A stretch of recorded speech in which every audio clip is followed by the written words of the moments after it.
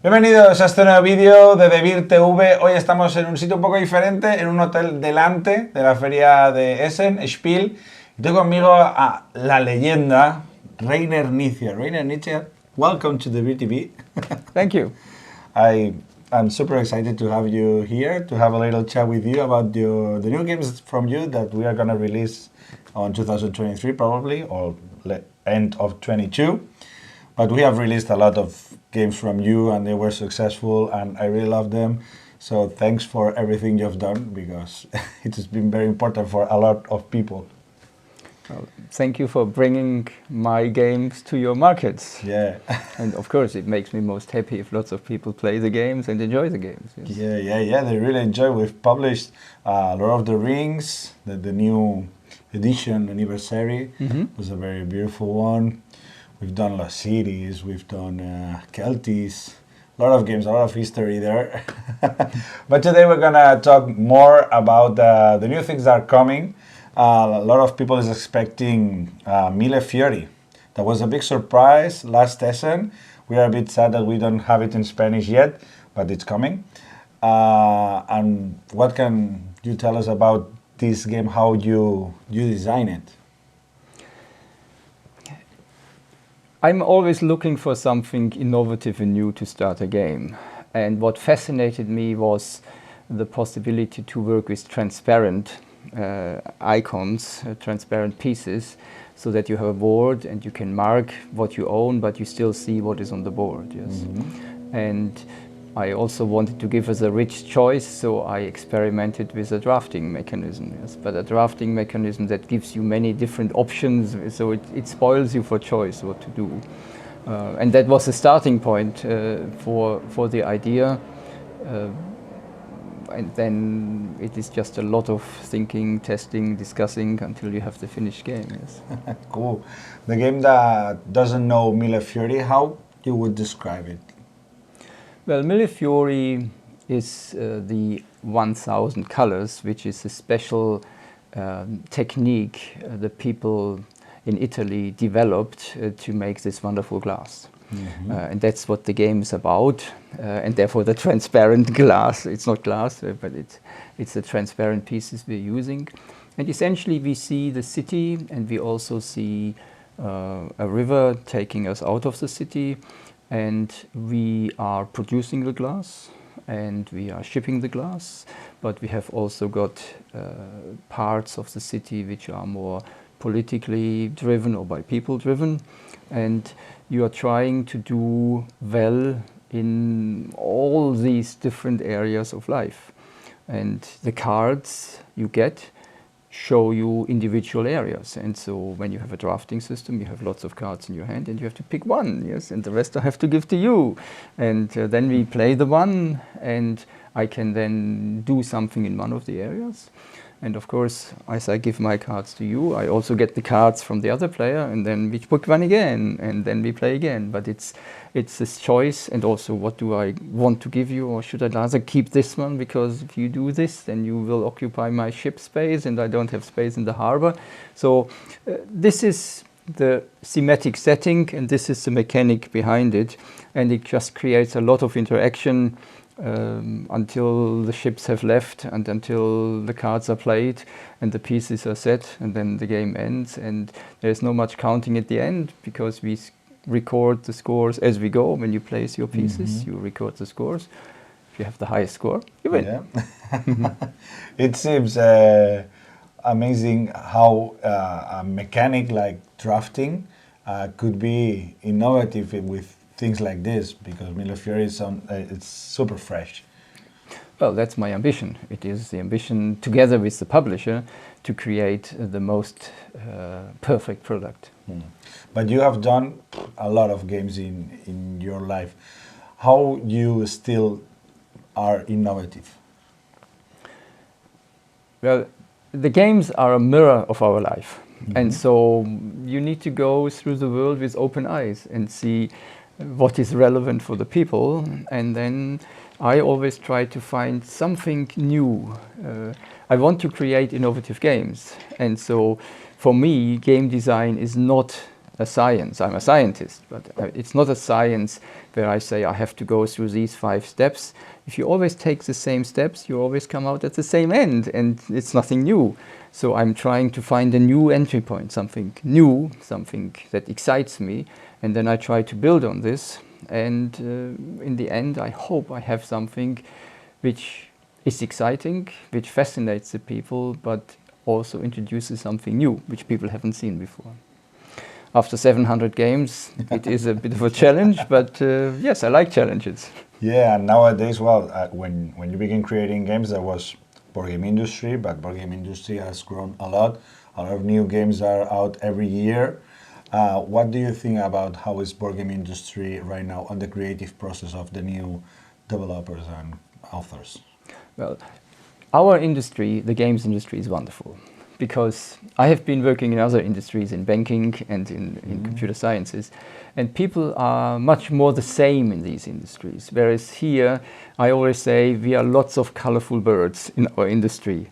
Not always professional, sometimes a bit mad, but when you look at the designers, each designer has their love for the game, which brings us together. But there are people who come from the graphic side and they say, I just draw a map, I don't know how it will work, but that's how it makes it. Or other people like me come from the mechanism and say, okay, I research the Millefiori process and it inspires me how I can make a model of this as a mathematician. And so this is the fascinating variety we get from so many different people who come from so many different cultures and backgrounds. It's a very international industry, of course, and globalization has its advantages and disadvantages with the pandemic, yes, but globalization also says there is a big exchange of different ideas from the different worlds, and so the Euro games went to America, and the Americans then discovered that there are other games as well. So this is a general process, and then you are always getting surprised. How can people still invent something new with the card games? So you suddenly have the collectible card games, completely new, and then you have the drafting games, and then you have the deck building games, and so you ask yourself, hasn't everything been done with the game, with the cards? But no, it hasn't. The same question: have all the pieces of fiction been written? Of course not. The stories are always new ones, and so there are always new entry points for the games. It's just picking the right ones and knowing what to do with them. Yeah, it's an exciting and amazing world for gamers, for authors. Yeah. And I mean, it is the truth. The games are the winners of the pandemic because lots of people withdrew a little bit from social life and they stayed in the closer family. And so playing is something you do in the closer family, in the closer friendship. And so I think that brought games to a lot of people again. And they stayed there. And they stay. And I mean, to say it from a wider perspective, I think today in our world, when people sit around a table and play games and enjoy, it doesn't matter what age, doesn't matter what skin color, doesn't matter which religion. It is a very positive contribution to all the madness that goes on in our world. People, as long as if you could force all the people to play, we would have a wonderful world. Sure, sure. Every day we are more near of this, I think. Okay, Reiner, we are talking about Millefiori, but we are going to release other games that I really like your job because you are capable to do super different styles of board games, and we can talk about super fun and fast and a quick board game like High Score that's only dice. It's of you as well. So that's amazing. How can you tell me about this game? Yeah. Well, High Score is driven by dice. It's a dice game, and I wanted to do kind of a competition, which is each competition very quick, very short, but each one has a different challenge. So it's almost like lots of little mini games within the game. So you put out one challenge, which is just describes you how you roll the dice and how you score the dice. And then you just have one turn each to produce your result. And of course, the first one who do their result will put their marker down and they get 24 points. So I need to make more than 24 points, yes. And so do I risk too much? I might then lose out, or am I fine? And so this was the basic idea, just to have a variety of short competitions. And of course, the game lives not from one, but from several competitions. You play one after another, and you have to always adjust to the different methods of what does the dice count, how often can I roll, what do I keep, and then always, if you play later in the round, you see the results and you say, okay, I have a good result, but I'm still last, so I need to change something, or I'm second. Do I now risk it and try to become first, and where do I stand? And so this is this excitement where everybody is actually involved, because I don't want you to overtake me. So I actually say, yes, roll them, we might fail. Yes. Yeah. When you see people playing it, it's a game that everyone gets very involved, and it's a game that has been a big success in a lot of countries. So yeah. Very easy access. You immediately understand what it is, and you can start right away. And each time when you play a new competition, you just look at the new little rules, a few lines, and you're in a new game. Yeah. And as well, we're gonna release 2 games that we have released, but this is a new version, a roll and write version of the classic Lost Cities and My City. So how was to do those versions in a roll and write game? Well, we know that roll and write is very fashionable these days, very popular these days, and so the brand of Lost Cities is very close to my heart. It has been on the market for many, many years, and so I don't want to overpopulate a family, but I thought Lost Cities can take another family member, and so I thought, yeah, it's expeditions, it's exploring something that is very suitable for a roll and write game, and so I could essentially see it in front of my eyes. So I closed my eyes, I saw the game, and then just created it. And of course, we had to do a lot of fine tuning and playtesting. But it's this interactive challenge. You roll the dice, you see everybody doing the expeditions. Which die do I take? This is my die. Yes? And so it is this competition broken down to your little sheet where you run your expeditions and try to be better than the others. Yeah. It was easy for you to pick this version, or what? This one was, what is easy? Easy means you need a good starting idea. And I had this good idea, and I was lucky that the development then was relatively straightforward. So I didn't run into any problems. So I kind of had a good feeling from the start with the game. I saw the game. I talked to Cosmos and said, do we want to do that? And they said, yes, they are interested in this. So I developed the game. They were happy with the game. So it was a lucky, very lucky, relatively quick process. It took half a year, and the game was developed from our side. And then, of course, you need the graphics and the production. Yeah, very good. And also, one of your latest success that we have enjoyed a lot, that it's My City, because you also have done your own legacy game that I really enjoyed. What about the roll and write version? Yeah, as you say, My City is my attempt to open the door of the usually quite complex legacy games to a wider audience, and to offer them something which is easy to access, where everybody is involved all the time, because everybody builds their own city, and where the single game only takes 20 minutes. So it's a very simple introduction, and then you play one game after another. Everything changes, as legacy games do.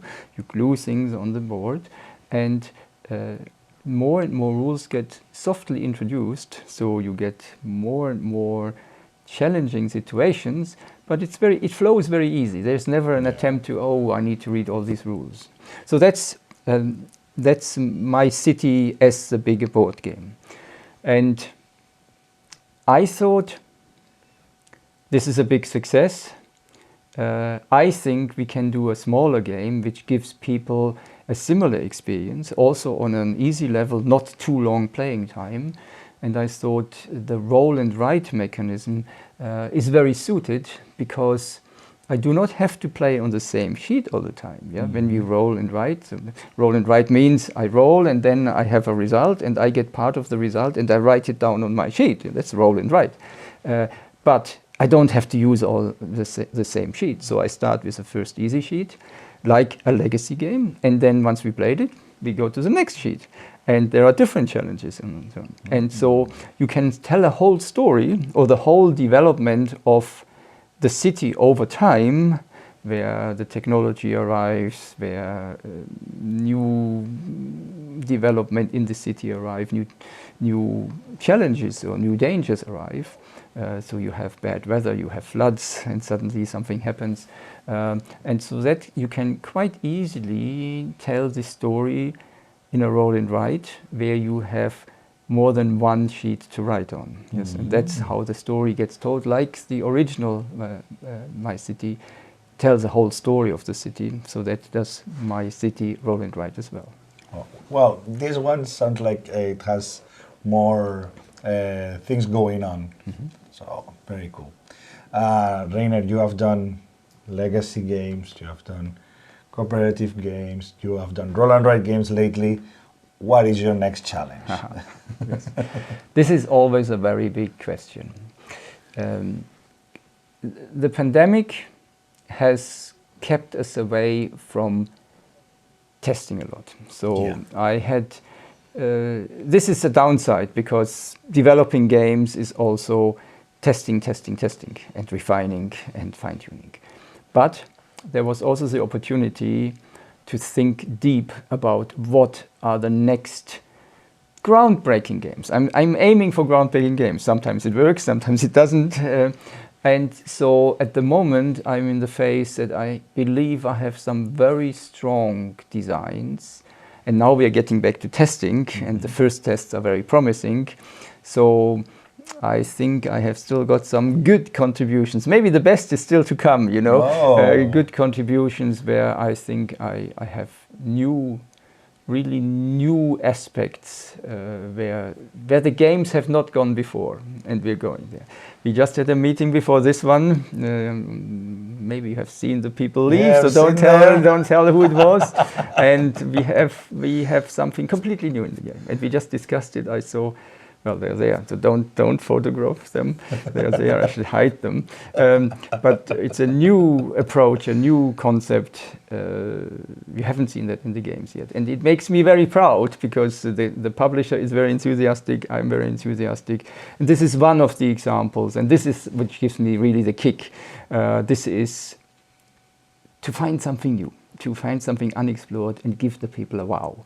So I haven't really answered your question, because of course I cannot talk about unpublished specifics, but I'm very excited. And there is a lot of publishers also looking for these innovations, and with the cooperations going on, as you cooperate with other publishers, it will then very quickly find its way, the game, into the, if it's good, if it's not only I thinking it's good, but if the public thinks it's good, to find the many players who can enjoy it. And our motto is bringing enjoyment to the people, and that's the biggest award. That's why we are why we are here. Yes.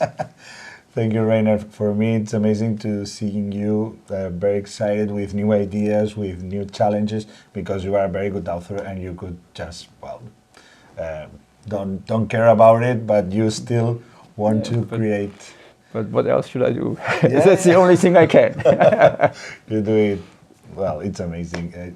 Thank you very much for everything, Reiner. Thank you. We will play those games next month. So I hope you will enjoy them, and thank you, Reiner, for everything. Have a nice one. And thank you. Adios. And enjoy the game.